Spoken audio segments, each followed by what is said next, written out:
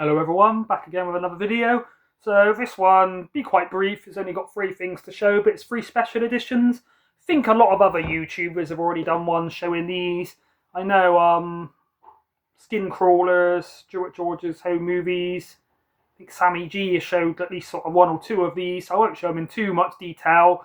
You know, as other people probably make better videos than me that you can sort of see them unboxing and things, but yeah, 3 sort of nice pickups. I thought I'd sort of open and show you the boxes, so I'll try not to go on too long. So you've got Critters, a 4-course feast. It's only on Blu-ray rather than 4K, but considering I only had the DVD, let me see if I can find it quickly. Yeah, so I just had this DVD collection for years. Got this like 15 years ago. Oh, it sounds like one of them's loose. So yeah, it is an upgrade from that. So I can put it back in. So happy with that. Yeah, so I watched, I'll do that off camera in a second, rather than faff around when you lot are watching. Yeah, I watched Critters Part 1, They Bite, last night or the night before. Hadn't seen it in 15 years before that, and really enjoyed it. Really used to enjoy these as a kid. I think this was like an entry point into sort of comedy horror for me, really. Yeah, I must have seen this at like 9 years old. I think we did see number 1 first. Does have some good actors.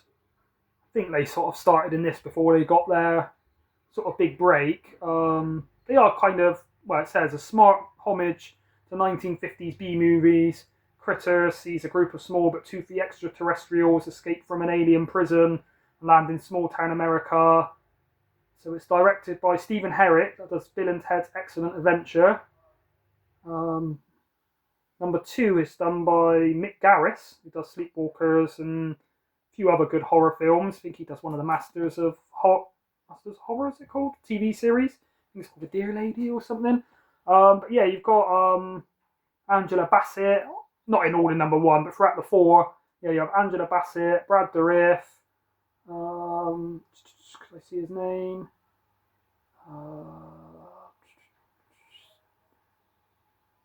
Dee Wallace, from The Howling and E.T., and I think she was in Cujo. Emmett Walsh from Blade Runner and Blood Simple. Got Leonardo DiCaprio, really young in his first role. I think it says his first, but he does look a bit younger in What's Eating Gilbert Grape and The Basketball Diaries, if anyone's seen those. Got Billy Zane, didn't actually realise he was in for a while, because he has like mullety hair and a ponytail. And the first film I sort of remember seeing him in was The Titanic, and obviously he's got no hair. Yeah, so obviously you've got this nice hard box it comes in. They are kind of slim. I don't know if you can see that there. Slim sort of boxes. Yeah, really nice artwork. Let me put this book down so I can show them properly. So yeah, number 1, number 2, number 3, and number 4. See that there. They do all have quite funny taglines. So originals, Critters They Bite, Critters the main course, Critters You Are What They Eat, and probably the best one, Critters in Space They Love to Hear You Scream. So kind of a pun on Alien, in space no one hears you scream. So yeah, the 4th one goes to space. I think number 1 and 2 are meant to be the best, and then the others fall off. Yeah, it's kind of like a silly sort of B-movie creature feature. It's kind of a bit of a, I wouldn't say a rip-off, but inspired by Gremlins, or cashing in on Gremlins, should I say. But yeah, when I watched it, I was sort of pleasantly surprised how sort of entertaining and that it still is, and it is quite well made. Quite good music in it. And then you get this little book. So yeah, it really smells nice, this one. Kind of done in like an old newspaper sort of style. Yeah, the first one is set 3 miles from Grover's Bend, and I think the second one is set in Grover's Bend. Third one with Leonardo DiCaprio is set in the big city, and then the 4th one is set in space. I have seen them all, but literally years ago, so I can't remember them too well. Like I said, I don't think number 3 and 4 were too great. I'll just show one. Let's have a look at number 3. So inside, you do get the poster. I won't show you all the posters, it'll go too long. But yeah, I really like these posters. So that's like the newer commissioned artwork. And then that's the original. So yeah, I do remember seeing the posters and the front covers in the VHS shop, my local one called The Enterprise, when I was a kid. So these are nostalgic. And then let's see if we can see it there. It does have their reversible artwork.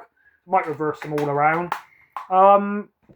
yes, I think this should be about, is it like 50 or so through Arrow Video? I'll put them back in the right order at the end, so I'm, again, not wasting all your time faffing around. But yeah, without going into it too much, I basically saved up £25 worth of store credit for ordering stuff for Arrow Video and not redeeming it. So I redeemed that, took that off the price, and then even with delivery, I think this cost me about £32. No, 26. I can't remember. Anyone that's got it, comment. I know Nikki from Skin Crawlers has got this. I think it was either 50 or 60 on Arrow. Then yeah, once I took my £25 sort of loyalty bonus off and stuff, yeah, it only cost me like 26.31, something like that. So yeah, I was happy to get that at that price. I'll put it back up in its rightful place. Next, an all-time classic, The Great Escape. So it does contain The Great Escape 2, which I never even knew existed. People I've been speaking to have said it's not too great, to tell you the truth. Well, a few people that have seen it saying it's not a good film, but you know, you pay, I think this was $24.99. So you would pay that anyway for this kind of big edition Arrow box set and just get the one film. So, you know, even if it's crap or I don't even want to watch it, it's still a nice bonus. You've got the original artwork, which I might reverse it back to that. And is that the same? No, it's different to that cover. So yeah, with the Arrow ones, I usually try and reverse the artwork so it's the opposite to what it shows on the sleeve or the box. That little card there, Moni Sevizia un Paperino. Don't know what that means. The paper lady. Must be like a foreign Spanish film or something. And shows a bit on the back about the Arrow streaming channel, which I've never sort of watched or subscribed to, but obviously I buy a lot of these on physical media. Obviously we're all physical media collectors. So it is a PG. Oh, this little bit's a bit broken out of place. See if I can fix it. Yeah. What can you say about this? Amazing music. This sort of inspired me to do my top 10 or 15 soundtracks from films of all time. I find it really hard to narrow it down. There's so many. Every time I think of like, right, I think I've got like at least 10, and then I'll think of another amazing score. Without spoiling it, this, especially the main little theme tune when they're going to break out, Shawshank Redemption, Lord of the Rings, some amazing music in those films. Howard Shore, one of my favourite composers. Won't keep going on about that anyway, I'm getting sidetracked, but yeah, that's how good the soundtrack is to this. That kind of got me thinking. So yeah, soon I'll upload it. It's going to take a bit of work to sort of go through all the films and think what are the best soundtracks. I don't miss any really quality ones, but it will be hard to narrow it down. It's quite a long one. I mean, when I watched this as a kid, when I first watched it, I think this is like a real sort of bank holiday kind of film. I'd watch it like when it was on telly on Easter, around Easter. Yeah, saying 172 minutes / 187. Don't know if you can see that. So I'm guessing 172 is the original. And then 187 must be the Great Escape 2, the untold story. But yeah, I mean, testament to the film that it's nearly 3 hours long, and I can't remember it being more than an hour and a half. Obviously, I watched it first as a kid on TV, really enjoyed it. It's always one of my granddad's favourite films, and a lot of my family really liked this one. Watched it probably 10 years ago the last time. Still really enjoyed it again. But yeah, I said it's a good kind of bank holiday hangover kind of movie. That's the original poster. Then the newly commissioned artwork, would you call it? Quite a sort of flimsy poster, to be fair, but once it's up and framed, it wouldn't matter too much. And then you've got the little booklet, so I guess that's the German for it. Yeah, I think, obviously Stuart George has said this on his unboxing, so I don't want to copy him, but like he said, probably the greatest cast of all time. So you've got Steve McQueen, James Garner, Richard Attenborough, co-starring James Donald, Charles Bronson, Donald Pleasance, James Coburn, produced and directed by John Sturges. Let's find who does the music. Elmer Bernstein. I have heard of him, but I swear there's a younger. Is it David Bernstein? I think there's a younger composer, and now I'm thinking maybe that's his son. Yeah, I won't go on into too much because I'm sure everybody knows The Great Escape. Absolutely classic. Brilliant acting, brilliant story, brilliant music, really fun, entertaining. I mean, you could say prison escape film, but there's a bit more going on to that. But yeah, Cool Hand Luke, The Great Escape, and Papillon I would put as three of my favourite sort of classics. That were my granddad's favourite films, R.I.P. And my mum really enjoys those three. Yeah, I might do like a movie watching night one time of those sort of three all together. Not only are they kind of prison films, but they just are kind of classics with brilliant acting. And then last of all, by no means least, if I can get my words out, Watership Down. I originally had this on DVD. I had like the collector's edition. I think I sent that over to Marcus at X-File 2708 because I think they were going to give like 10, was it 10 or 80p trade in at CEX and then sell it on for like 10 times that. So didn't want them to rip me off, rather give it to a friend. The DVD I can't show you it because obviously I've already sent it off to Marcus through the post. I think he's received it now. Is a Universal, which I was quite shocked at because I think this is quite strong stuff. Now they've upgraded it to a PG. But yeah, I remember seeing this as a kid and must have been about 5. It wasn't just the violence. There's a bit when rabbits are getting like torn up and scratched and there's fights. But I think it's a bit when is he called Hazel? No, not Hazel. Fiver. Basically, one of the rabbits dies. Not really a spoiler because a lot of them die. But one of the rabbits dies, and then there's this kind of thing called the Black Rabbit, which I guess is their version of like death, comes to collect him. And it's playing Bright Eyes by Simon and Garfunkel, and they're hopping around in the meadow. I remember as a kid, that was the first time I'd ever really been exposed to death. I remember it kind of disturbed me, where I didn't really understand the concept. And yeah, it was kind of the mysticism of like, so I said to my parents after I'd watched it, I don't understand why did they get taken away by a black rabbit? And then obviously it's hard for them to explain because my parents are kind of atheists to explain heaven and that he'd gone to like rabbit heaven. But it's a bit more ambiguous, so because it's a black rabbit and it's kind of creepy, they just go to the afterlife, I guess. But yeah, that bit I remember really bothering me. What's he called? Sergeant Wormrot? Tell me his name on the back. No, it doesn't say on here. Everybody knows the big sergeant with the scars, really big. He's like the toughest rabbit. He's like mauling rabbits and fighting them. That bit bothered me. Bit that I remember bothering me, and then when I watched this again in 4K, I was surprised how sort of intense it was. Not really a spoiler, but some of the rabbits leave the burrow, go out on their own, because I think is it Fiver is having prophetic visions of something bad happening. Then after they leave, humans come and basically fill in the burrow because they want to build on the land. You just do see a big sign after they leave saying like development site. Obviously rabbits can't read that. And then it shows this bit where the rabbits have all been trapped in the burrow and they're all getting squeezed and suffocated, and it shows all their like red eyes bulging and panicked. And yeah, that bit used to really bother me. My parents probably shouldn't have let me see this at 5, to be fair. I know a few adults that still can't watch this now where they got sort of traumatised by it. But yeah, watching it again, still sort of quite intense. Yeah, surprised it's a PG really. There's a crow that says the word piss off. A seagull says a few rude things. Yeah, there's quite a lot of literal blood and gore, and they're scratching each other and blood's flying off. Quite a lot of death, quite a lot of sort of suspense. What's the word? Not suspense. Menace. What was it they usually say? Contains mild violence, threat, brief bloody images, and language.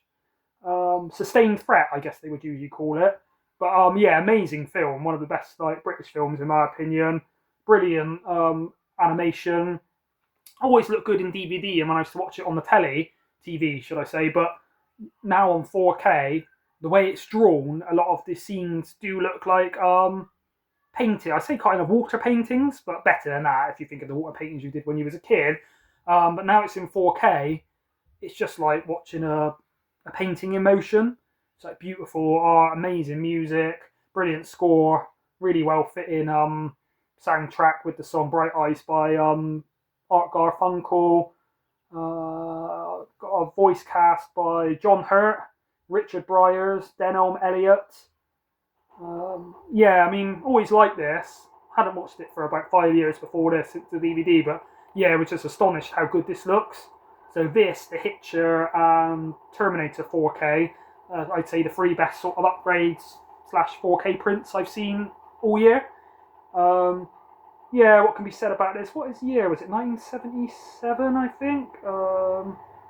1978. So, yeah, going on 50 years, but not aged, really. Obviously, with animation, it does sort of stand the test of time. This video is going on quite long, so I won't talk about these bits too long, but I'll get them out. So obviously it's a nice BFI release. I've not got too many BFI releases. Really nice artwork on that. I know Sammy G definitely has shown this. I opened it all up and shown the inside, so I won't show it too much, but yeah, I would say if anyone's got kids, I mean, it does say PG, so it's your guidance to let them watch it, but I would say it is quite sort of strong stuff. And yeah, it's not really the gore and stuff in it, that, or the fighting and the violence that got to me as a kid. It was more the, what's the word? The, sort of ideas of death and things I couldn't understand. It just confused me, and I couldn't really, like, process it, I would say. And that's kind of what haunted me of it. Yeah, pretty sure about 5 years old when I watched that, and that was the first thing I'd ever sort of seen that really sort of, first made me aware of death and made me sort of ask my parents what happens when you die, kind of thing. So that, I think, is the newer artwork on that side of the poster, yeah, and then that's the older artwork. So yeah, really nice, thick, a lot better quality than that Great Escape Arrow poster. And you've got a lovely booklet that does show, that's like on the intro. The art on the intro is very different to the sort of main part of the film, but I really like it, the way it explains how rabbits were created, and basically they did something to like dishonour the god that created them, so he made loads of, they were, what's the word, copulating and having too many rabbits and filling up the land and eating everything, so the god sort of created predators to take them out, but in order to restore a balance, he gave the rabbits excellent speed, agility, hearing, so they could outfox the predators, but so it would keep them in check. Yeah, I won't show you everything in this book, but yeah, if you haven't seen this, a film by Martin Rosen. You can see that when I take my thumb off, it might help you to see it. Yeah, I think he also did Plague, the Plague Dogs, which is probably more disturbing than Watership Down, where it's a load of dogs that have been like kept in labs, would you say, and animal tested on, and then they escape, and that's quite brutal stuff. Yeah, I think the books might be really good. I want to buy the book, but I've not ever read it yet. Yeah, so that's my 3 sort of special editions that I thought I'd unbox and show you all. So I know a lot of other people have done their versions, so hopefully it's interesting to you, seeing what's in there, and maybe I give a bit of a different opinion or insight into some of these films, or at least how I first came about them and things. Yeah, been a good year for physical releases, kind of always is. I find it's more, The Great Escape, Watership Down, and I put the other one, and Critters are all sort of films, 20 plus years ago that have been getting re-released, that have been really impressive, that are classics. Whereas you could argue that a lot of the newer films coming out this year have been a bit disappointing. There's been some highlights. I will do my sort of top 10 or 15 favourite watches of the year that came out in this year. But yeah, it says something when the best releases of the year are old films from the 70s or 60s. But I guess they don't make the classics like they used to. Right, so I'll stop there so I don't waffle on too long. Thank you everybody for watching. Bye.